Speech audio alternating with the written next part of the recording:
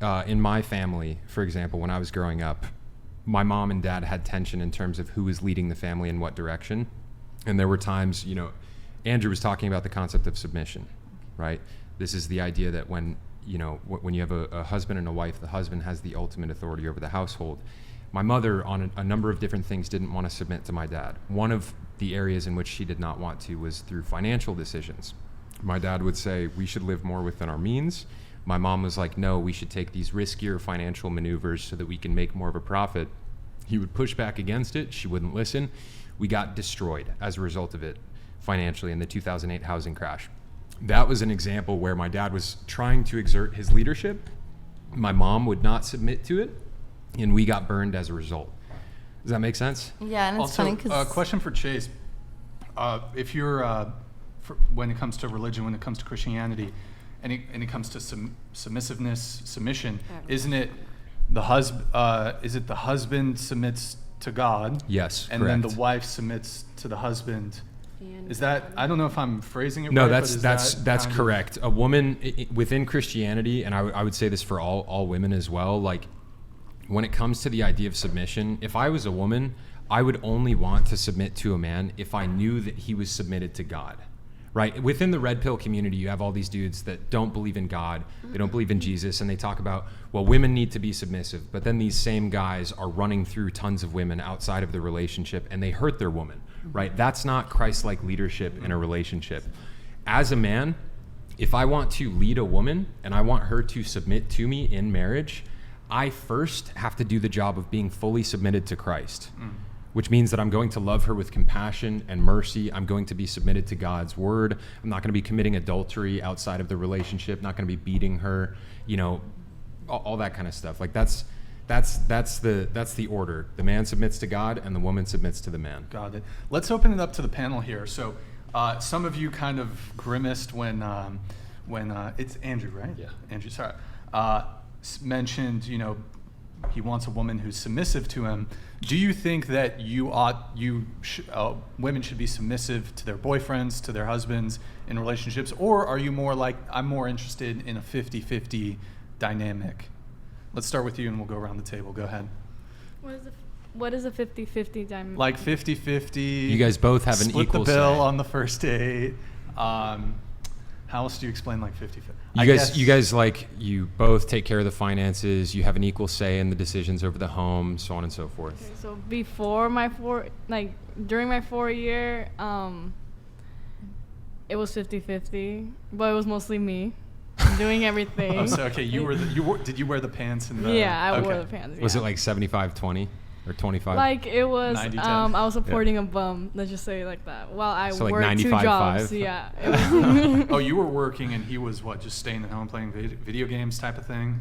or like we'll work for like a week and get tired of it. Oh, he Yes. would. Okay. And so you guys were living together, correct? Yeah. And you were paying most of the rent.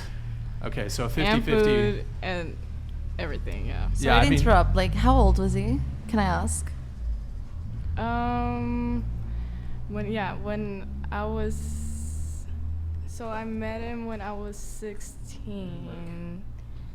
I met him when I was 16, and he was 17, turning 18. Okay. Yeah. Is that Yeah. Romeo and Juliet? Is that Romeo and Juliet? I don't know. No, that's I don't fine. know. I was just I think expecting it it's- to I be think like it's way 18 and older over. because I always hear that kind of stuff happen. But that's Okay. Yeah. All right. She was anticipating like the dude was like Yeah. mid-20s Yeah, or I know. something. But after that, it's like. You don't want that. You don't want to repeat that sort of relationship dynamic that you had no. with So your like ex-boyfriend. first day, I expect you to pay. So Okay. yeah. All right. Gotcha. What's besides like paying on the first date? What would be an example where a woman should be submissive in a relationship? Oh, I mean, there's like a million different things you could point to. If you're looking at a place to move, a place to send your kids in a relationship, if you're setting boundaries in a relationship, like if you're telling your woman, hey, like you can't go out to clubs all the time, like. Yeah. What do you think? What do you guys think? That's a good one. Yeah. I need to know Shopping, how purses. women are Designer supposed to wear. be submissive when there's not a lot of dominant men out there, in Well, my experience. I think, and Chase, I think you've said this before. You shouldn't just submit to anybody. You should submit to the right type of guy? And Chase, I don't know if you have anything to add to that. Yeah, I mean, absolutely. That's a great question. Where are they? That's a great. where are the dominant She's men? not wrong. Yeah. She's not Yeah, wrong. I've Send them not our come way. across any in my experience so far. So here's what I've noticed about women wanting to submit.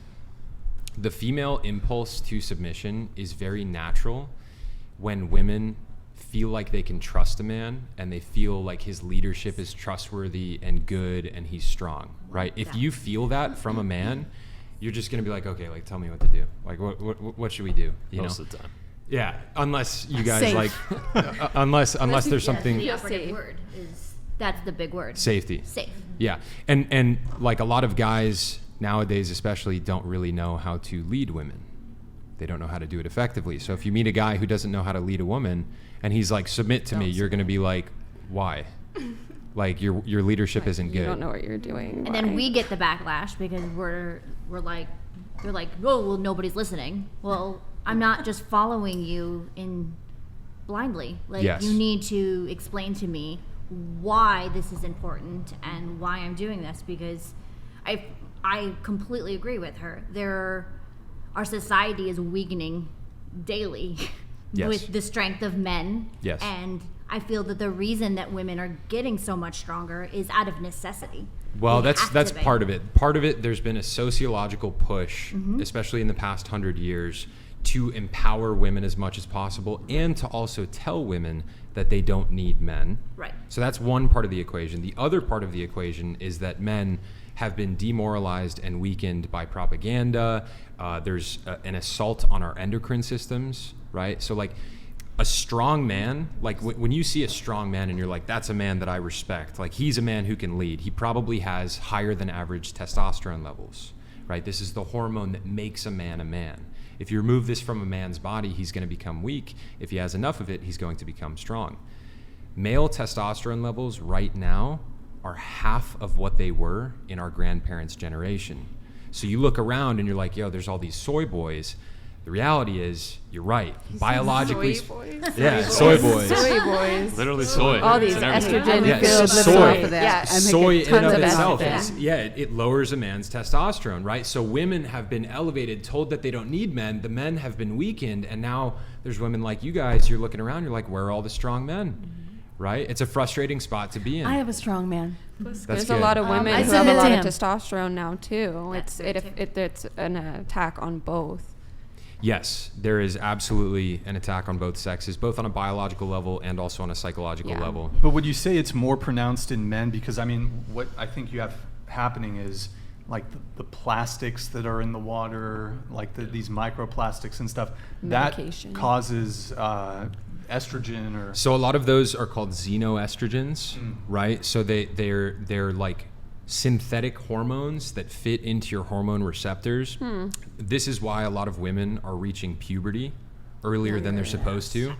Like young women nowadays Right. reach puberty Yeah. way faster 8, than they 9. used to like 7, 50 years 8, ago. 9. It's heartbreaking. It's I think, heartbreaking. yeah. Yeah, and when those same chemicals go into men, they make us infertile. They lower our testosterone. Like there's all sorts of effects. So it's screwing up both sexes, but it's primarily feminizing hormones. And That's it's not the just in the plan. water, right? It's in like all these plastic Dude, products, water bottles. This cup, if I put this in the microwave for like 15 seconds, this would leach There's- a bunch of xenoestrogens Yeah. into it. Not Yeah, paper. And like may, it's may I interject? you're This making is us why the all Bunny Ranch exists, because people come to figure out why their sex life isn't as robust as it should be. I kid you not. I'm not sure if that's where we were going exactly, but no, but yeah, It dude, does like affect your sex I'm drive, telling yeah, you. and maybe even preference because of the Absolutely. study of the frogs.